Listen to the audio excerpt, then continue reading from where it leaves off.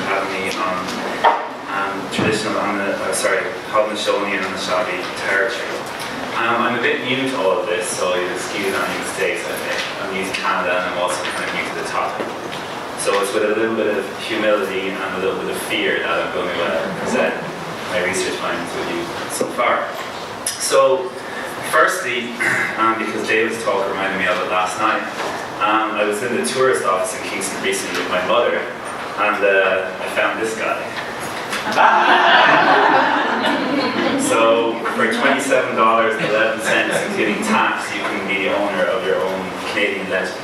And Wilfrid Laurier is with him as well, if you feel so inclined. But I want to pass it around so you can have a look at it, because it took me about 5 minutes to close my mouth after I saw it. But he has little accessories and so on. Don't open it. There's no news.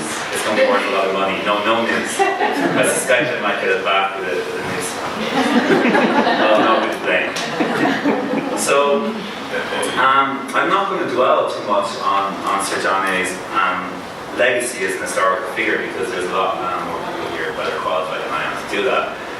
So I'm going to give a little bit of context about it, but I'm mainly going to talk about this project I've been working on with Heather and various other people. So I'll give you a quick kind of overview, because this keeps me on track and hopefully you too. Look a little bit about historical evidence, and particularly his role in the Department of Indian Affairs, for which he was directly in charge of for 9 or 10 years during his life. And then look at its link to our project, building the social policy framework for the health and well-being of Mi'kmaq communities in Nova Scotia, 2IC both. We call it 2 Keepers to save energy from Russia. And how do we understand relief and welfare in relation to subjugation of First Nations? And in particular, today I'm just going to look at Indian agents and relief disbursement, which is kind of proto-welfare state in Nova Scotia. So, the historical evidence. So Don Smith, who's an historian at the University of Calgary, I emailed him last week to find out. He had written one paper specifically about the topic that Sir John on Aboriginal Canada, which is published in Historic Kingston, which you can't find in any of the libraries in Queen's University. So I had to email and get it from him myself. And he says in that paper that there are 3 different challenges to looking at Sir John's career from a specific kind of historical point of view. One is that you're confronted with a paper mountain.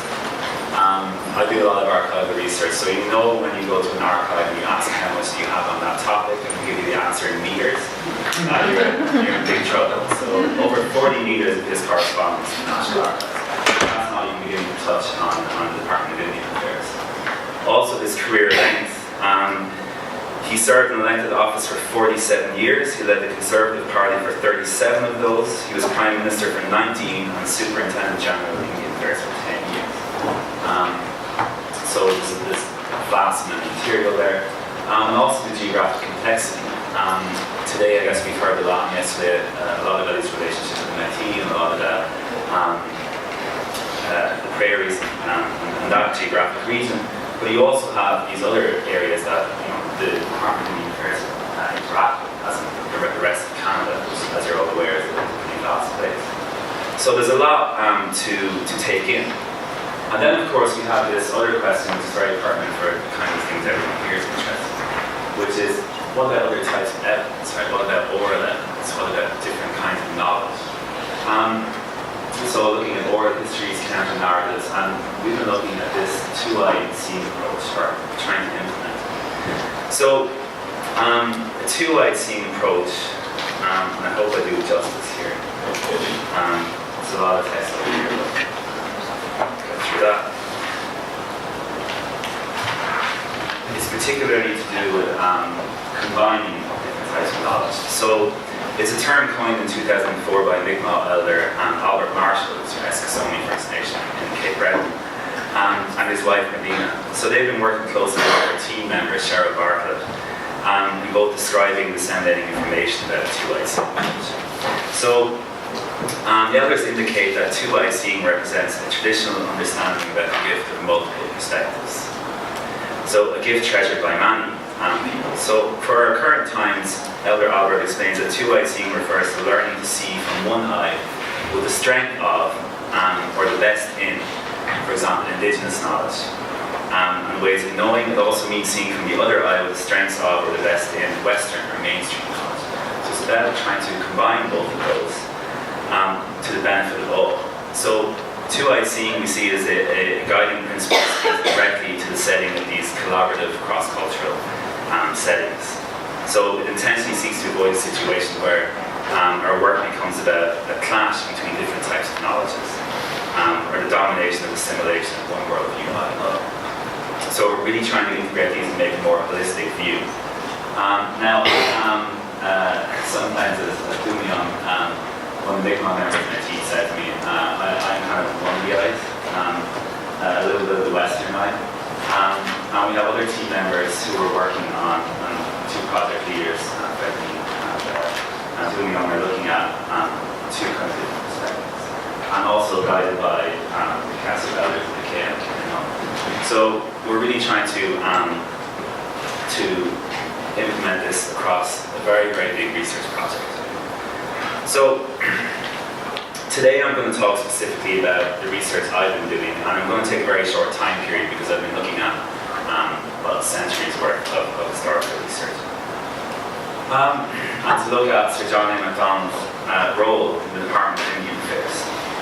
So when he became Prime Minister, again, he retained his role as Superintendent General of Indian Affairs, which was a kind of cross-held position with the Minister of the Interior, which to me a lot of people indicates the importance he placed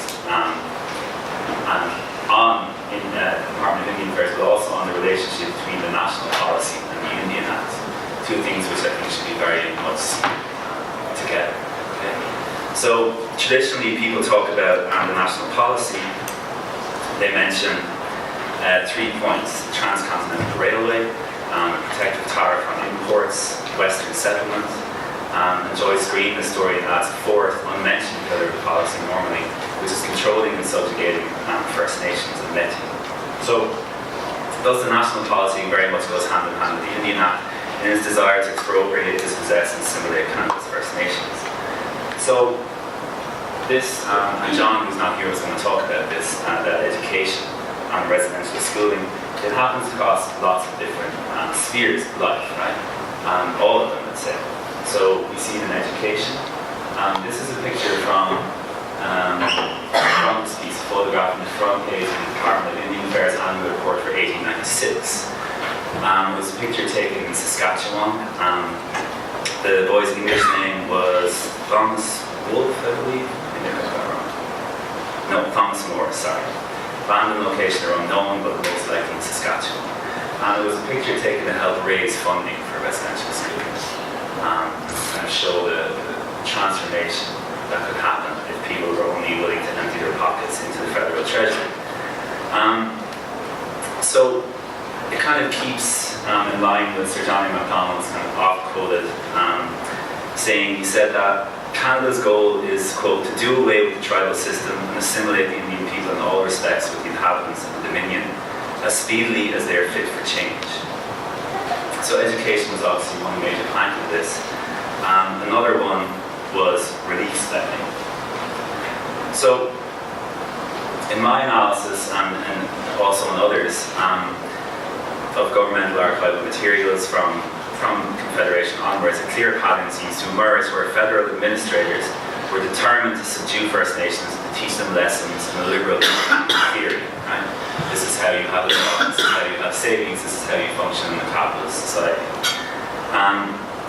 And in developing and executing Indian policy, particularly Indian welfare policy, politicians and public servants alike were very much about the mantle of civilization, white man's burden. And Hector Langevin, who was a member of Parliament, has some comments. This is one of the first early statements on relief or welfare for First Nations. So he said, we do not propose to expend large sums of money to give the Indians food from the first day of the year to the last. We must give them enough to keep them alive. But the Indians must, under the regulations that have been sanctioned by Parliament, go to their reservations and cultivate their land. They must provide partially for their wants, and therefore, if by accident an Indian should starve, it is not the fault of the government nor the wish of the government. Now, this was kind of a long-held policy, went on for well into the 20th century, possibly on. So John MacDonald, in a much simpler, more kind of trite way of putting it, he said it's much cheaper to feed them than to fight them. So the beginnings of Indian policy are very much, Indian welfare policy are very much about subjugation of First Nations, and particularly about passing off economic responsibility and saying basically that, to survive you must farm. In most cases, of course, especially in Nova Scotia, they didn't actually have land to farm. So it was one of those kind of situations where you say, well, you must support yourselves, you must farm the land, but there's no land, so deal with it. And you see a lot of that throughout in archival information. So every time I see this picture, I laugh. The guy with the mutton chops, I guess you call him, I don't know what you call him, is Lawrence McCoffna, who was the chief enforcer kind of with the Department of Indian Affairs. When it came to particularly relief spending. So he was appointed to oversee the Department of Indian Affairs in 1874, a post he held for 20 years until 1893, making the longest serving deputy superintendent in the post-Confederation era. He was a close personal friend of MacDonald's, a loyalist, and a conservative. So he was very, very much in favour of this idea of economy and restraint. He was a stickler for detail. We keep coming across these notes at the archives about why there's 35 cents missing from this account. And arguably, people say it was his administration that created the department's peculiar and enduring culture. The Department of Indian Affairs is a very odd thing in the federal administration. Hugh Shule has called it an inward-looking, isolated colonial oddity consumed by its mission and barely answerable to its handful of critics. Up until the 1960s, around the time of the controversy that the White Paper, it was the post of Deputy Superintendent General was held by a guy called Colonel Jones. So the Department of Indian Affairs was known for about 15 years in Ottawa as Colonel Jones Lost Battalion, because they were seen as kind of being an unusual isolated oddity. Now, the duties of an Indian agent, because part of my work has been trying to figure out how the system actually works on the ground. Obviously, we really need a lot of help in doing that. But in looking at different kinds of circulars and different documents that show us what exactly Indian agents were doing, and the kinds of powers they had to intervene in people's lives. So this is one of the first broad statements about what an Indian agent is tasked with doing. So the duties of these agents comprise the general supervision of the local affairs of the Indians and other revenues, the distribution of the amounts sent to them by rendering assistance to the Indians in agriculture, or extending relief to such as may be sick or in great distress. And seeing that the Indians when sick are attended by medical men, certifying accounts for such monies, previously delivered before the department. So a lot of this looks like your glorified accountants, but I think that was pretty much Van Kaufman's personal view on the situation. So non-conforming Indian agents, of which there were quite a few throughout the decades in the 19th century and into the 20th century, were usually dealt with quite swiftly. It's almost a military organization how things worked. For example, a newly appointed Indian agent wrote to his superiors in Ottawa a very interesting letter requesting that they inform the Indians under his charge that the repressive measures taken by him with respect to dances did not originate with him, but were carried out in accordance with policy established in Ottawa. So he's trying to say, I'm not the bad guy here, I'm just doing my job. He was fired the next month by an order of council. So there's very, very much kind of an entrenched view that was very, very difficult to change. Now, relief spending in this period is still quite low as part of overall budgetary spending.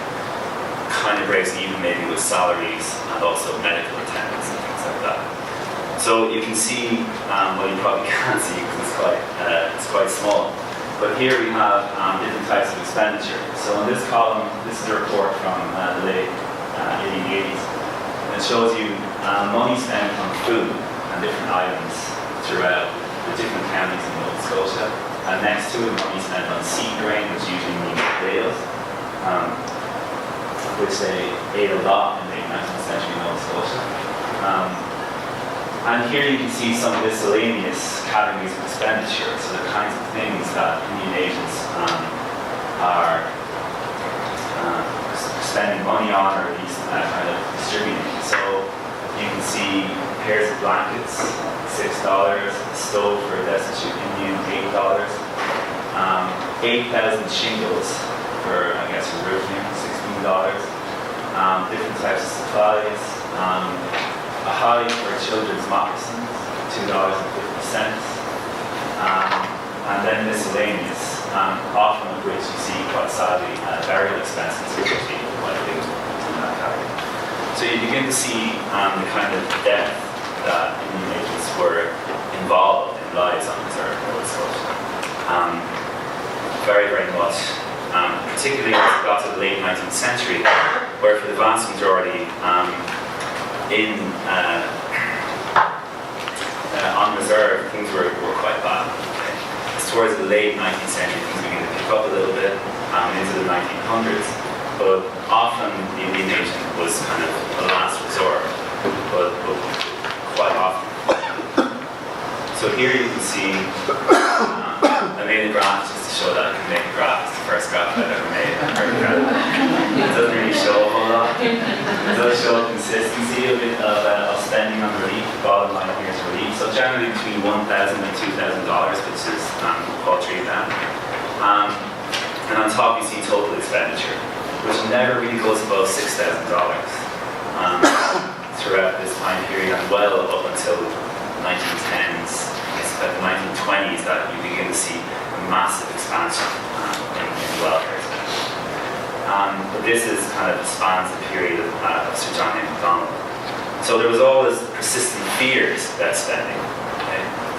Generally, it was thought that, as stated earlier, that the spending was necessary to stop uprising or unrest. Secondly, there was fear surrounding an empty federal treasury, which it kind of was at the time period. And thirdly, there was always this lingering fear among Indian agents that about dependency, okay, which is obviously something we hear a lot about in these discussions. So, this is from an Indian agent based in Kings County, Cornwall, in Nova Scotia. So every year they would send these letters back to Ottawa and say, this is how I'm doing, there's been great improvement here, or no improvement at all. Usually they say there's great improvement, and then attach some accounts. But sometimes they give you a little bit of a look into their thought process, what their job is and what they're doing. So Beckwith, who actually was fired a year later for, I can't really make out, but I suspect misappropriation of funds. But I always suspect that, so I could be wrong. So he says, I must confess, I see no better prospect for the future. Not that they are immoral or worse than their neighbours twice of the same class. As a rule, they are more tempered and industrious. But when they once receive relief, they are apt to release their energies and use all manner of deceitful purposes for receiving further supplies. So long as the Indians have no reserve lands, all supplies are temporary, and the amount of relief afforded is so meagre that the declension and wasting away of the race must be taking place. So there's a lot there in that little paragraph, and most of it I won't get through. But you can see certain things. You see, first of all, we call this a backhanded compliment in Ireland, saying that they're not worse than the whites. As a rule, they're more temperate and industrious. Temperance was a big report always. There was always a report on how much alcohol was consumed, or wasn't. And then this lingering fear that relief wasn't actually needed, that relief was a replacement for work. But at the end, he does kind of admit to this kind of systemic problem with the relationship with the big man of Nova Scotia. So long as Indians have no reserve lands, all supplies are but temporary, and the amount of relief afforded is so meagre. He doesn't get around to saying that what's needed is a fundamental reorganization of work, okay? And that you need land, you need resources, you need access to the economy, you need some kind of economy. But it's there, that kind of understanding is slightly there at the same time. So, for me, this has been a very kind of steep learning curve. I'll leave that off. But I would say, with regard to Sir John A. and his action figures and various kind of roles in Canadian history, that one place we might look a little more is in his kind of actual day-to-day running of the government, and how particular policies impacted on kind of very material level on the ground level. And I think relief is one of those that has often been slightly overlooked, even though it's particularly important and remains so to these days in the state of welfare and social assistance. So that's it. Thanks for listening.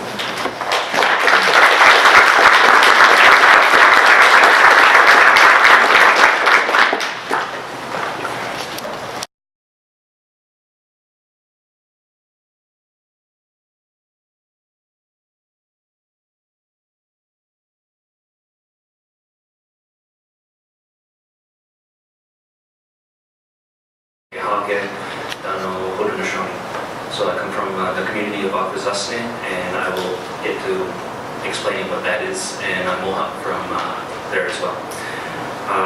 And I am a researcher from the Aboriginal Rights Research Office, which is a part of the Mohawk Nation Council. It's the Mohawk Council of Akwesasne. So Akwesasne is known as the place where partridge drums, and is located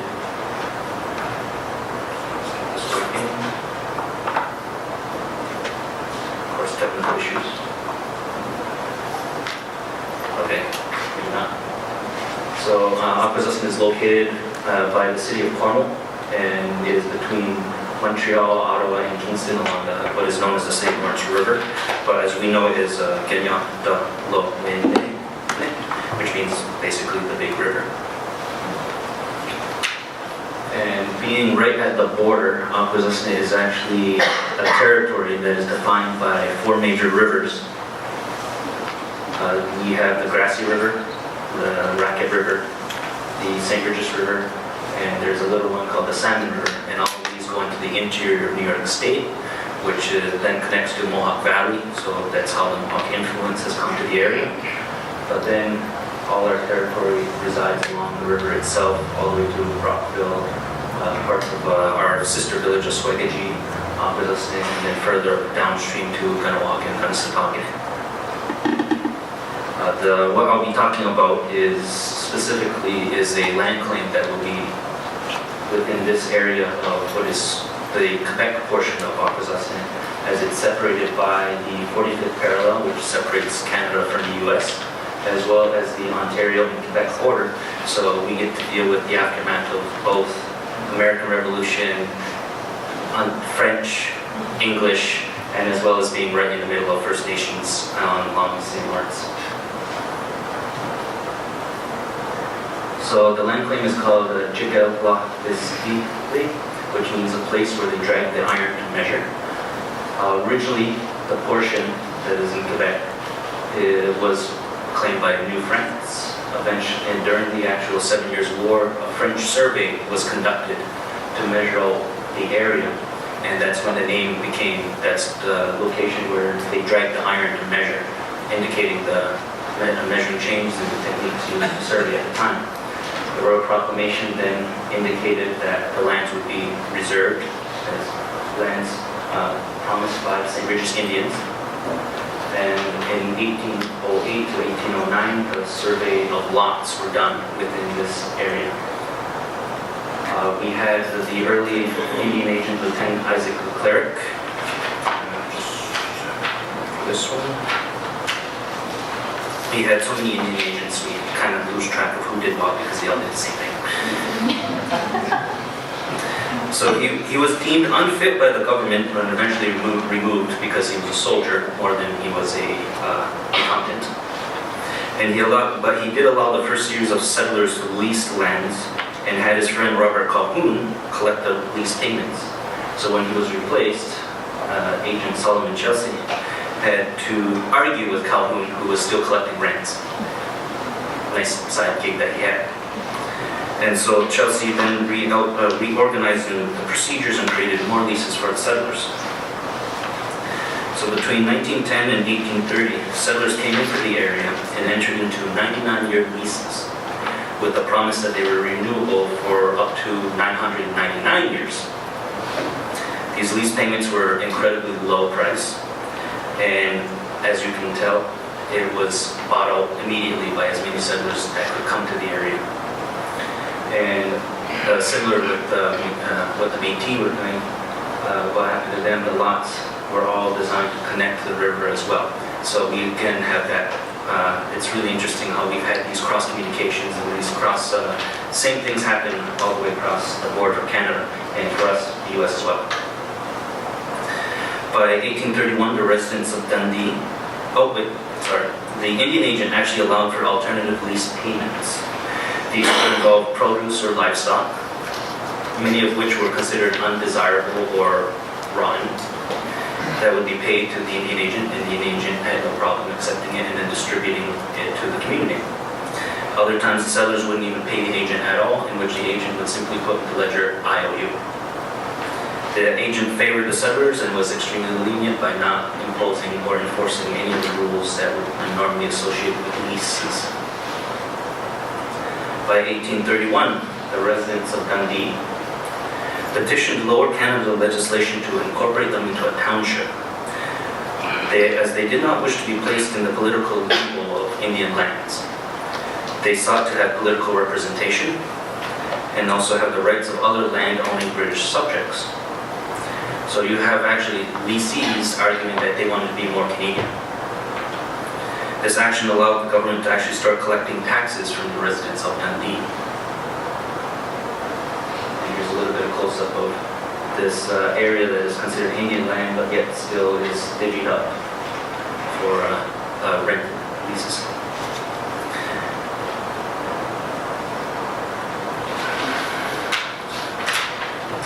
The federal government liked how the township of Dundee now opened the door for taxes, but were afraid that the Indians could then be possibly eligible for British citizenship rights. In 1839, the Secretary of the State and for the colonies suggested to have the Indian Reserve lands to be surrendered to Canada. Settlers in Dundee also petitioned for the same and sought clear title in land which they felt that they leased, cleared, and not properly occupied. In 1876, Indian agent John Davison took charge but proved to be very detrimental to Akwesasne. He was a lifetime resident of Dundee, so no bias there. He was extremely lax with payment enforcement and ignored the department's orders to collect back arrears and payments. He also charged Akwesasne residents for trespassing on reserve lands that were occupied by settlers and leasees. An aspect of this time was that timber was scarce within Akwesasne, so in the winter, a majority of the population would actually move out of the community to go find winter camps for basic firewood and then come back in the spring. Dundee residents cleared their lands and opted to burn the wood than to actually give it to Akwesasne residents. So again, it was insult to injury. Akwesasne sought to remove Davison from his position and launched several petitions demanding him to be removed from his office, as anybody would feel right. Every level of government was reached and asked for help, but no response. This is where the governmental inaction happened. So unlike for the Métis and the other communities, John A. Macdonald actually did nothing for Akwesasne, and quite literally that has been the source of the issues. The British government and even Queen Victoria was asked for help, and when she inquired as to the situation, her advisor said it was a minor issue and it will be looked into. The Prime Minister's office was again contacted as well, and no reply was sent, indicating that the government was completely okay with the current arrangement of leases for these Akwesasne lands. And here comes to the refusal to listen. By 1881, a new round of petitions were created and asked that Dundee lands be returned for Akwesasne use. They cited two main reasons. One, that a majority of the leases have expired and not been paid on and should be returned back to Akwesasne land use, which is common for any lease, recommended lease. Number two, Akwesasne would benefit from the farmland and timber resources and would lessen the dependence on government aid. Two valid points.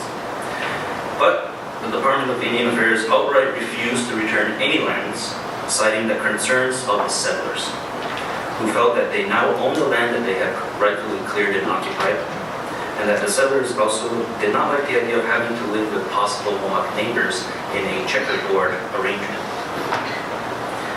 The department also further questioned Akwesasne's residents' ability to farm, even though Akwesasne has a very long Haudenosaunee and Iroquois farming tradition. When Akwesasne sought the services of a lawyer to help them in their struggles to get their land back, the Department of Indian Affairs politely informed the lawyer that his services are no longer required and that he would not be paid for anything that he did. Again, the Indian agent stepping in and saying, "No, as an accountant, we will not pay." A third round of petitions were sent the following year in 1882 by Akwesasne to have lands returned to Akwesasne usage. This time, 3 chiefs traveled to Ottawa with a letter to hand over to John A. Macdonald personally. He was not in his office to receive the letter. Fearing repercussions for their actions, the chiefs left the letter and said, "Don't read it until we're gone."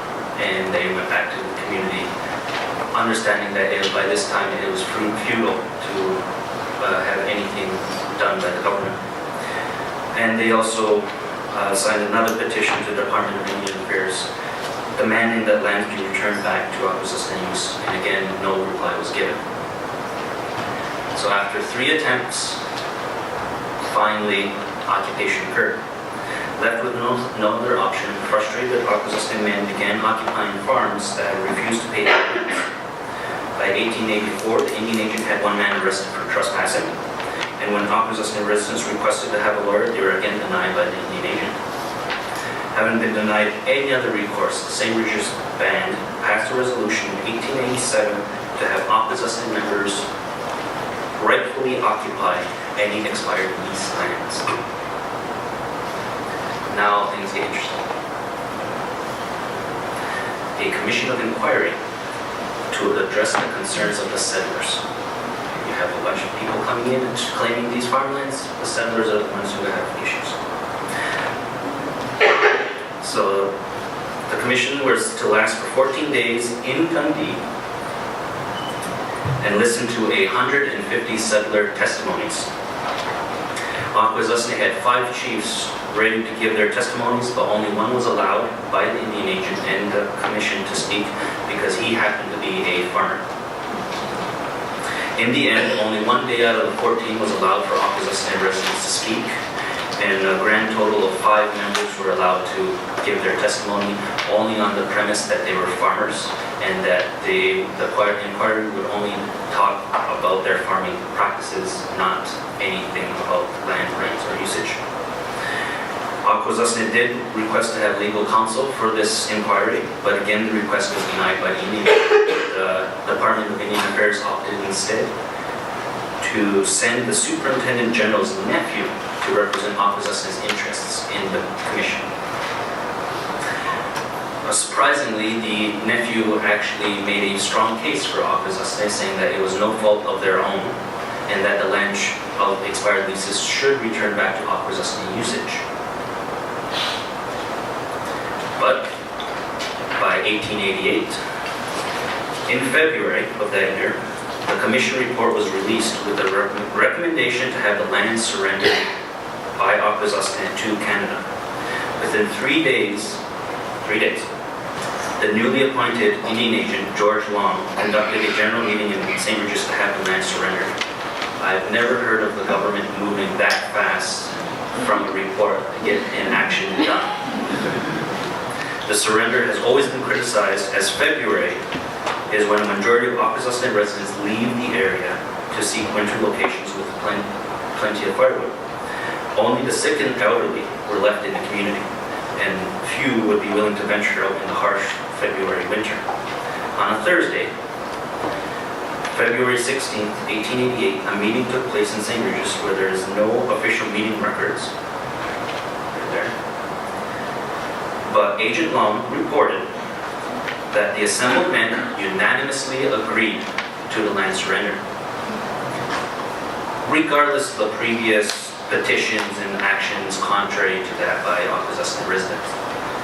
Another aspect is of the few that have attended the meeting, many claimed they did not fully understand what they had voted on, and many were shocked by the spring when the community came to understand what had happened during that winter month. One aspect of the surrender was monetary compensation for the lands, but many argued, including the surveyors, that the compensation was grossly undervalued. Left with some money, the department informed Akwesasne that they could use that same money to buy back any lands if they so choose, in which the community grudgingly did, with highly inflated settler prices of sale. Slowly, piece by piece, Akwesasne had used that money to gain, lot by lot, some more of those original Dundee's lands back. So this now leads to the current, how does that affect us now with the legal action? Akwesasne oral history had always claimed that the surrender was invalid, which was contrary to the surviving records because you all unanimously agreed. By 1988, with enough research and evidence, the Mohawk Council of Akwesasne filed a court action against the Canadian government for 3 points. 1, the invalid surrender that did not conform to any legal procedures, including the Indian Act. 2, inadequate monetary compensation, as several sources indicated higher values for the surrendered lands. And the last point, the leases themselves were invalid and when they were created and renewed. Also, that non-payments would have canceled the leases entirely. By 2004, Canada and Mohawk Council of Akwesasne entered into negotiations to resolve the Dundee land claim, and both continued to work on issues regarding the land status and the monetary compensation. A final agreement would then become Canada's biggest land claims to be settled. So with government inaction and no clear resource, Akwesasne had no choice to seek out every possible solution to right a long-standing wrong, and no matter how long it would take. Now both Canada and Akwesasne are working to resolve this inaction and Indian agent and government refusal to act on it to resolve this land claim and look towards the final settlement. So here is the majority of the community. Here's the portions that have been bought back, and this is the original claim, and then this is the area that is still occupied by Dundee residents. And that's all I have for this NOHO.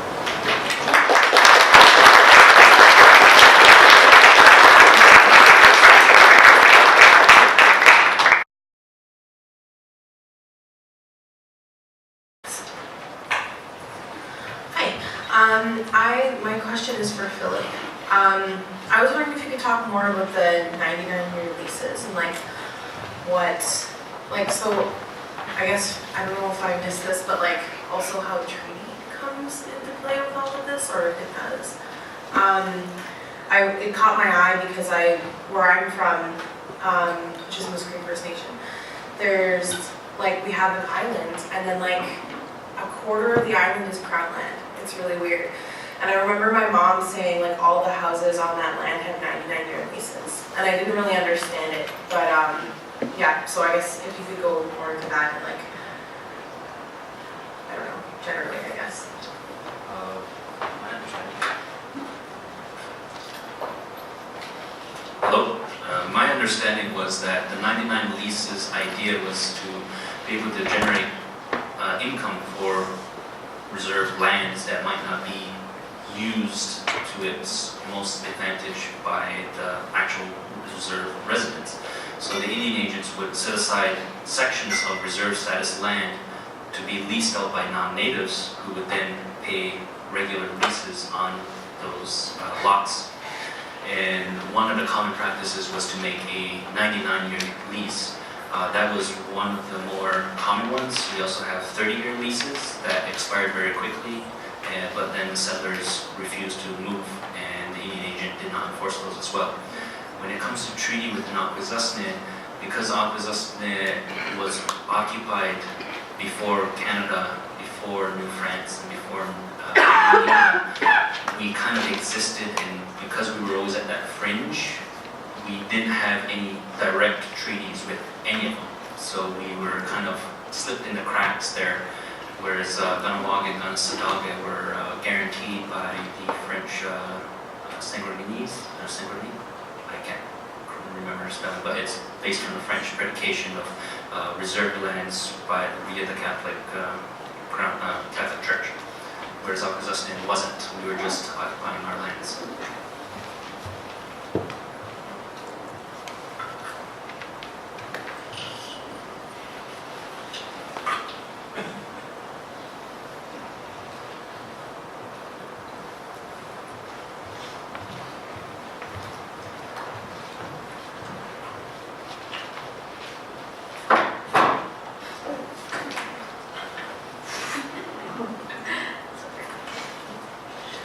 So my question is for Philip as well. Because people, Akwesasne people are divided not only between two different provinces in Canada, but two different countries as well, does that make it very difficult for people to act in solidarity with each other or to collectively organize on different issues? I was just wondering if you could speak to that. Yes, the community was always viewed as one all the way up until the War of 1812, when the community had veterans that were split into both the US and the British forces at the time, and then afterwards neither side was willing to talk to each other. So we had a two-community mindset all the way up until about 30 years ago, when the community finally said, okay, let's all work together, view this as Akwesasne, one community, whether it's Akwesasne, Ontario, Akwesasne, Quebec, or Akwesasne, New York State. So we've come to a very collective, single community mindset now, but yes, it has been an issue in the past, and that was one of the reasons why we weren't able to properly act on a lot of things that had happened in the past, but now, as one community, we are working to resolve those issues.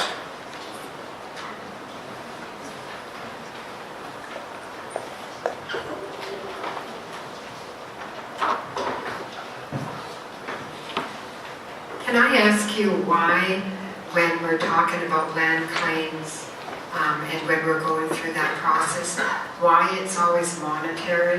Why do we give up the land? And why do we continue to give up the land? Because to me, the monetary value is nowhere near its value, not in terms of the present and not in terms of the future when we think of those yet to come, because we keep on letting that land go, and what land is going to be left for those ones who haven't arrived here yet, being which?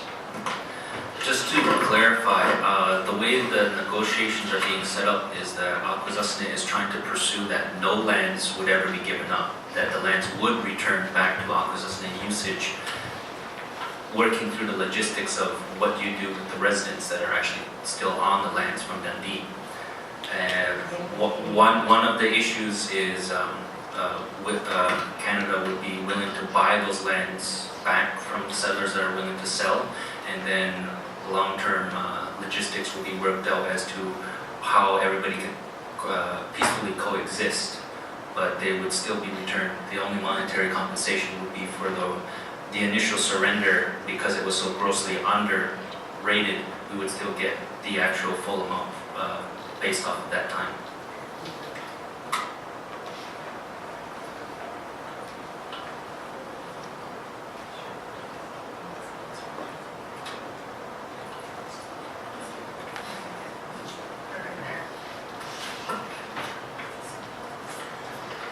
Yeah, I just wanted to, this is for a question I think for Declan, but both of you can add into it. So you said there are 3 challenges when looking into kind of Mr. Johnny, the paper mountain, his career length, and the geographical capacity. So I'm just wondering if we, for those of us that are present here in Kingston, think about this big celebration that we're doing and getting all hyped up. Out of those 3 categories, which one do you think has the most opportunity for connection, to kind of challenge a community about maybe where there were some gaps, right? We're here, I think a lot of us care and we're engaged in this, but so as we continue to challenge the conversations that are coming, where might you give us some concrete evidence to start? That's a really good question. It's a difficult one. Actually, I said there was 3. In the article he wrote that there was 4, but I discarded one of them because he said there was a moral ambiguity in that he did good things and bad things, which I thought was a little bit of a cop-out. So I just didn't say it to you guys.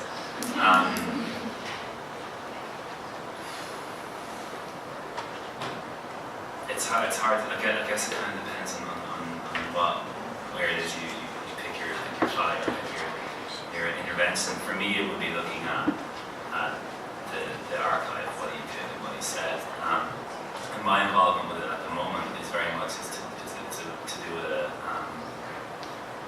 it's partly a legal issue that the Mi'kmaq and Nova Scotia are renegotiating their relationship with the federal government and trying to prevent social assistance rates becoming going from a federal scale to a provincial scale. So mine is very particular. I'd say for Kingstonians, I'd say it's everywhere. It's hard to say. I mean, I was impressed by your reaction to it, David, last night, like the very everyday interventions into the spaces around Kingston. But yeah, you can start with the archive. If you want to do 20 of the meters, I can take another 20. Might make it easier. Yeah. But yeah, that is the question. Thank you.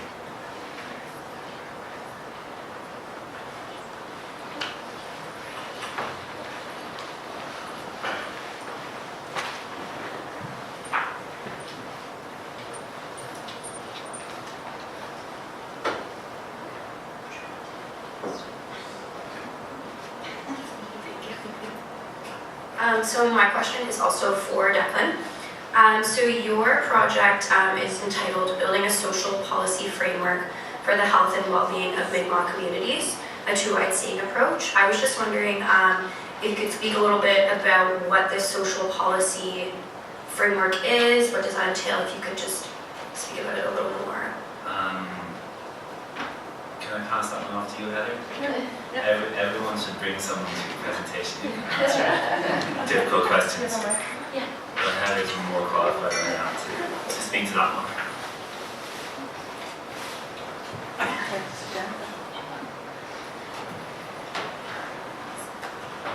So I guess a little bit of background that Declan didn't have a chance to get into, I'm probably going to cough, is that the Mi'kmaq of Nova Scotia have been alongside with the Chiefs of New Brunswick fighting a decision that came down from the federal government about devolving social assistance and from the federal level to the provinces.